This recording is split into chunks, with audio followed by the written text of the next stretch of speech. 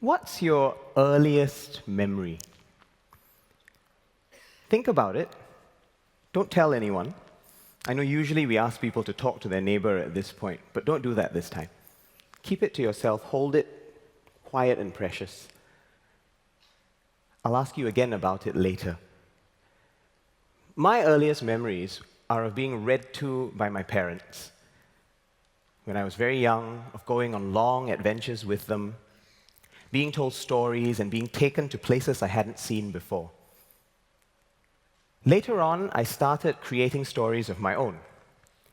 Sometimes I drew them, not very well, but every now and then I would find words for them. And eventually I realized that creating stories was something that was going to string together every part of my life. And initially, I thought that I was alone in this. Well, perhaps me and a small number of other eccentric mavericks who dare to call themselves writers. But recently, I've realized that I'm not alone in it. And the reason I've realized I'm not alone is this young lady. Amelia is my niece. She's going on 2 years old. And in the last few months, she's got much more interested in active play.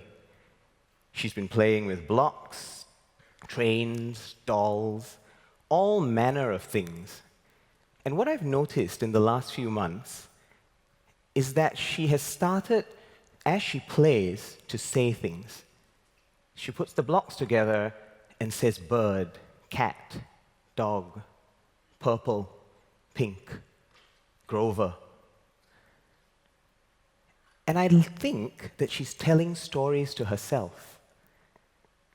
Because at heart, all of us, from earliest memory onwards, are fundamentally narrative creatures.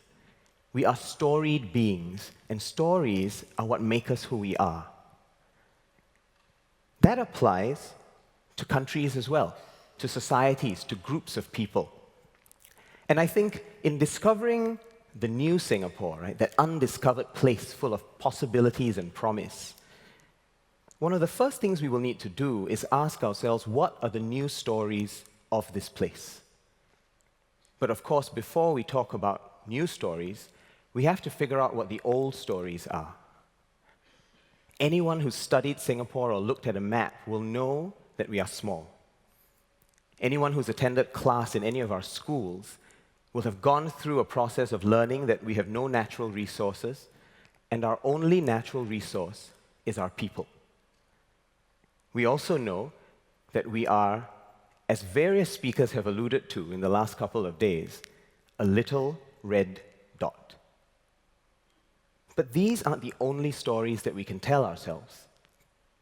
I'd like to suggest a set of new stories that I think we can consider.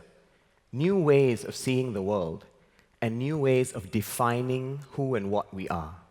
The first of these is what I like to think of as having a growth mindset rather than a fixed mindset. And what that means is we don't have to accept that what we are today will continue and persist to define what we are tomorrow. We can grow.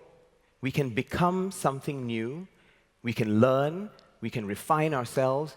We can work on the things that we're not good at. That is fundamentally what a growth mindset is. But don't take my word for it. I'm going to cite two authorities for you about what growth mindsets can do. The first is the wonderful American psychologist Carol Dweck. Carol's work focuses on how growth mindsets are strongly correlated with success and thriving lives. A growth mindset being the idea that we can constantly learn.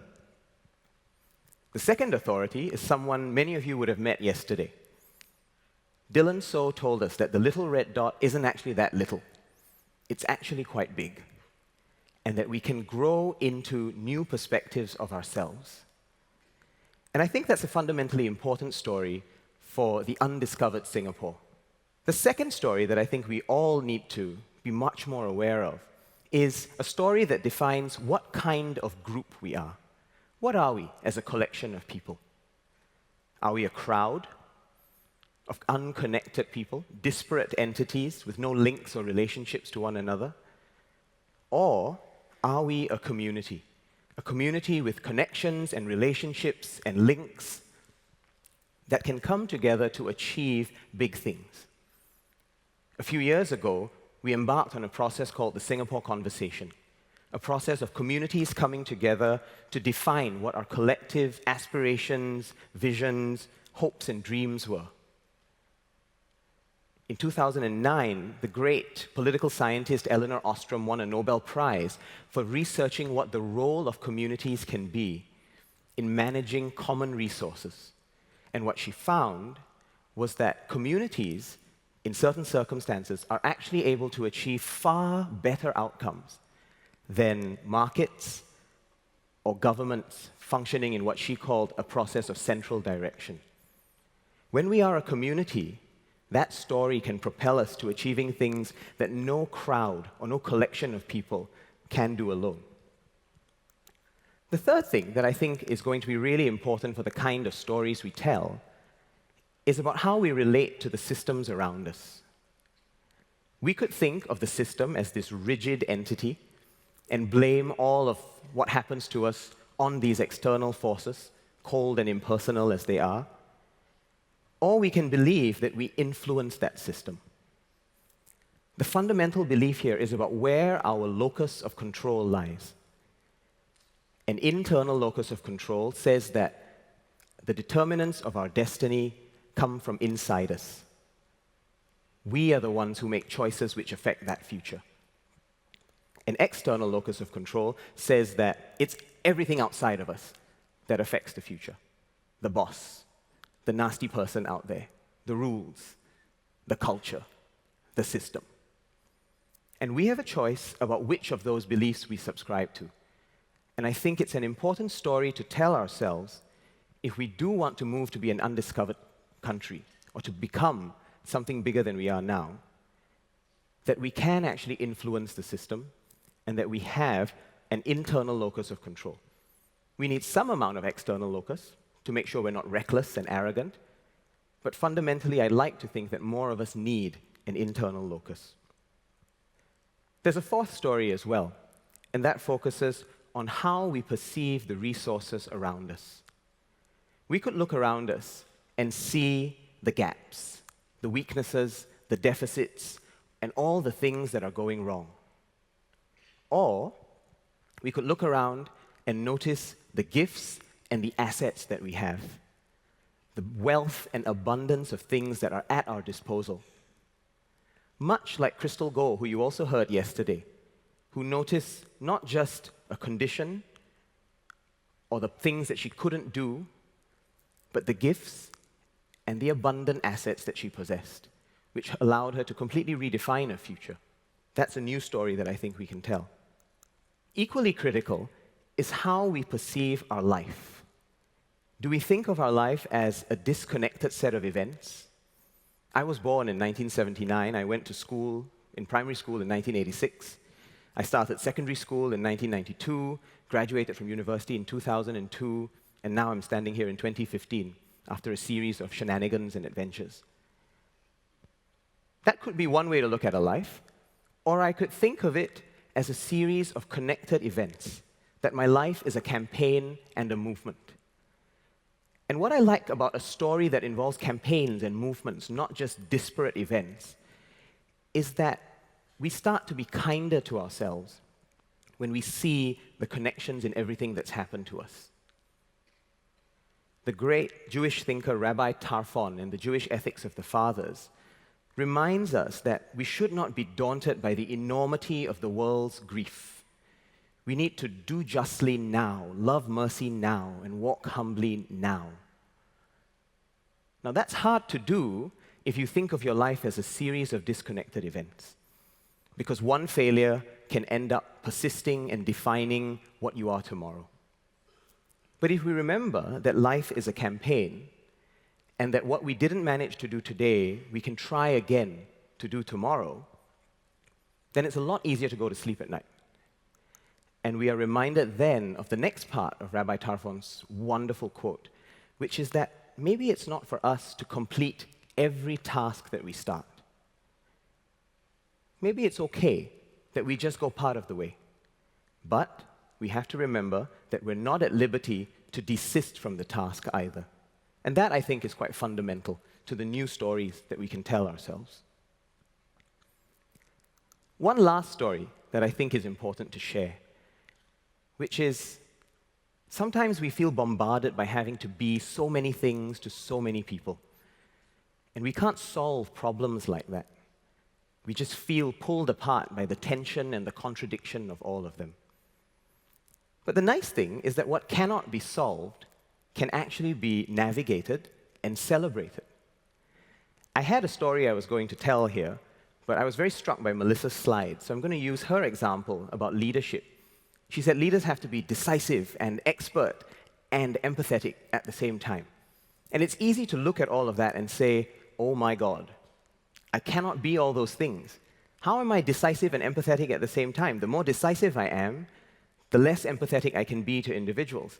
The more empathetic I am, the more I try to involve everyone, the more I might appear to be indecisive. But the trick, of course, is not to try and balance that contradiction and tension. What we need to do is just accept that contradictions are a part of our lives and that we can manage them and celebrate them. The great Walt Whitman, in one of my favorite poems, actually asks himself that question. What happens when I contradict myself? And I think the answer he gives is wonderfully matter-of-fact. Very well then, I contradict myself, but I am large. I can contain multitudes. The story that Whitman tells us is a story of being able to contain tension and polarity and contradiction, rather than being defeated by them. I've told you stories about growth, about community, about having an internal locus of control, about gifts and assets, campaigns, and embracing contradictions. And what gives me hope for the undiscovered Singapore is that we need to learn why these stories even matter. There's a very fundamental part of what kind of community we can become. And the big reason here is that we grow into the stories we tell ourselves. We don't just write the stories write us. This picture is a sculpture of the Greek titan, Prometheus, who dared to defy the gods and steal fire from them. And there are different parts of that story, right? One part of it says this is the man or the titan who went and stole fire and dared to defy the divine. It is a story of empowerment, a story of autonomy and choice. But there's also the part of the story that says Prometheus then got imprisoned and had an eagle come and eat his liver every day. That is a story of disempowerment. And depending on which part of the story we focus on, we grow into that story, and we can allow that story to write what we become. Thankfully, I have several friends who are telling stories of growth, of community, and of gifts, and of internal loci of control.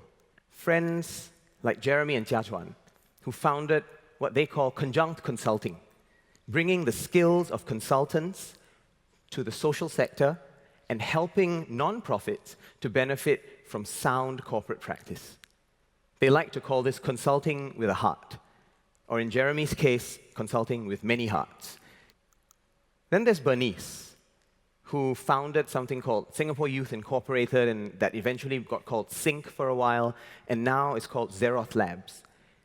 Bernice is rewriting the story of design and public policy, bringing them together in interesting ways and allowing the human aspects of design to bring new, empathetic aspects to the world of public policy. And then there's James. James, whose story is very complex, has tons of subplots all interweaving in them. He's a technologist, he's an entrepreneur, he is a life hack, and he's bringing all of those things together, starting up new businesses, investing in other businesses, and forming communities which redefine what business can even mean in the world of the future. And what's most telling, as I think of the stories of Jiachuan and Jeremy and Bernice and James, is that many of these stories are not actually that new. This picture is of the first cabinet that led Singapore into independence. And I wonder what kind of stories they were telling themselves as we were thrust into nationhood. Lee Kuan Yew's story, at least the one that we remember now, is a story of how mudflats could become a metropolis. That's a story of growth, of accepting gifts and assets, not focusing on weaknesses and deficits. Goh Keng Swee's story was one that said it is all right to be audacious and think that the swamps on the western end of the island can become a thriving and abundant industrial estate one day. And lest we think that Singaporean stories are all about the practical and functional, let's not forget that Mr. Rajaratnam's story was one of how individual tribes and creeds and communities could come together and transcend their differences, united in their diversity. These are all audacious stories. They were stories of a country that at that point had not been discovered and that now has been lived out. And I think it's important to remember that actually these stories have been with us for a very long time. All that we're doing today is recognizing things in that story that we may not have seen earlier on. These are probably my favorite lines in the entire English language, from T.S. Eliot's 4 Quartets. What does Eliot tell us? He says, "We will not cease from exploration, and the end of all our exploring will be to return where we started and know the place for the first time." I like to think that what he's saying here is that one day Amelia will grow up and understand what the whispered words of her childhood actually mean. That I will keep being able to look back at the original stories I told myself and understand where they've taken me and where they might take me in the future. So let me end by asking you a question and expressing a hope. The question is, what's your story for the rediscovered Singapore? The one that we might have to go back to, but discover new things in. How does that story link to the earliest memory that you thought about at the start of these 17 or so minutes? And the hope is that those stories will be stories of possibility, of promise, of coming together to grow and learn and being the best that we can all possibly be. Thank you very much.